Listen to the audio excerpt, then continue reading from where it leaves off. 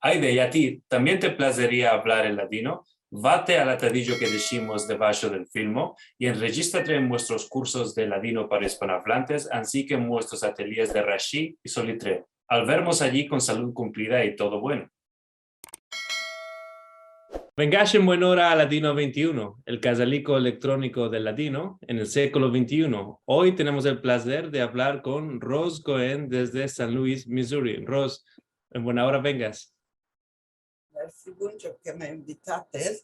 Os contaré de cómo sé el judeo español. A mí me place decir Djudyo porque el verbo ladino no lo sabíamos. Es una cosa nueva, pero ahora entiendo que todos lo saben que es ladino.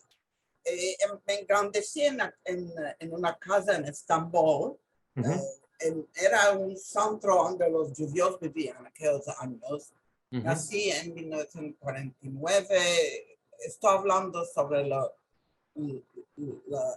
periodo que es 1955, 60, 65. ¿Te acuerdas de qué quartier de Estambul, más o menos? Sí, en Shishane, que es 5 puntos de la Cula. Cada día nos íbamos a pasear a la Cula porque teníamos primas. Antes, la escuela que me judía es allá 2 puntos para abajo. Enteramente la vida judía, viví con la vida judía hasta la edad de 14 años, se puede decir, porque la escuela judía, el quartier judío, y en casa mi mamá y mi papá hablaban el judío. El judío era la mejor lengua que sabían. No sabían el turco también, como muchos de los judíos de aquella generación, porque ellos nacieron en los años del cabo de los otomanes. Y mismo no había escuelas turcas para ellos. Así que yo y todos como de mi edad, somos la generación primera que decimos turco como se debe. Y en casa ellos continuaron a hablar el judío y a verdad, cuando ya teníamos 7, 8 años que estábamos en las escuelas, ya no queríamos hablar el judío más, responder en turco. Ellos continuaron porque no sabían el turco bueno. Y una cosa interesante es que cuando vino a la República Turca, que es en 1923, les demandaron a los armenios, a los griegos y a los judíos, queréis tener una escuela que vaya a dar educación griega, judía. Y los griegos dijeron, sí, queremos tener escuela griega, que empezamos griego y otras cosas. Y los armenios aceptaron. Los judíos dijeron, queremos ser parte de la educación turca. Y me demandan en veces a mí, ¿no te empezaste judío en la escuela? No, porque era el plano de la educación turca. Esto es muy interesante porque conocemos la campaña de propaganda del Estado turco de ciudadano, habla turco, etc. Ma ahora lo que dices es que la comunidad judía propia dijo, queremos escuelas en turco, no en judío. ¿Y quién toma esta decisión? Va a ser la comunidad judía de aquel tiempo, cuando les demandaron. Pero te diré la razón también que hace esencia. Este judío, esta lengua, no era estandarizada. ¿Cómo la van a empezar? Seguro. Si no es estándar. Sí, sí. Alguno me demandó y les ayudé a traducir una cosa de David Kohen, que era el padre de Sami Kohen, que es un jornalista muy famoso. Sí.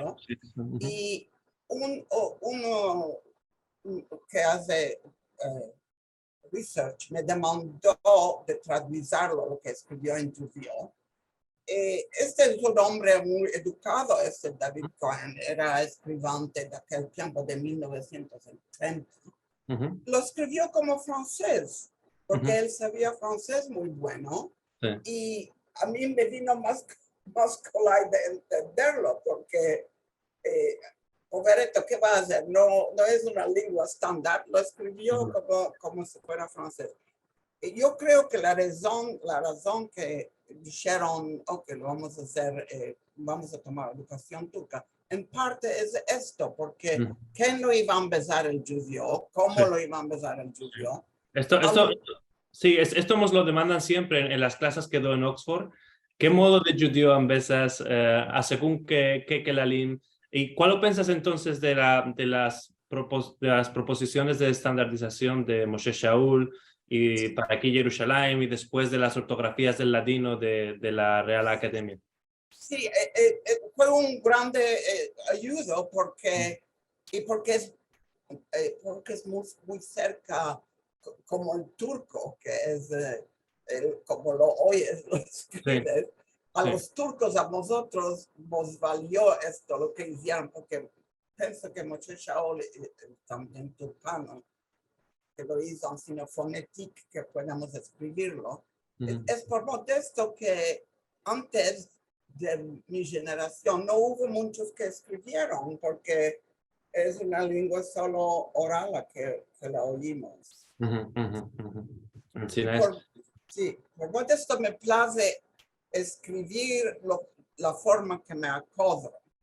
Y la otra razón que no entro con grupos que no quiero que me van a embalar, que cada uno está diciendo otra forma. Quiero que yo va a continuar a escribir la forma que me acomoda. Porque vemos que lo estás hablando muy, muy bueno y me afita con mucha gente que se acordan de algunos verbos, no les viene colai hacer una conversación como lo estás haciendo tú. Sí. Y ¿cómo practicas el ladino, además de escribir? En veces meldo el ladino comunidad, ya son miembros de todos los grupos, mas si veo que hay muchos que de otros países están empezando verbos que no conozco, me digo, no me quiero olvidar lo que me otro.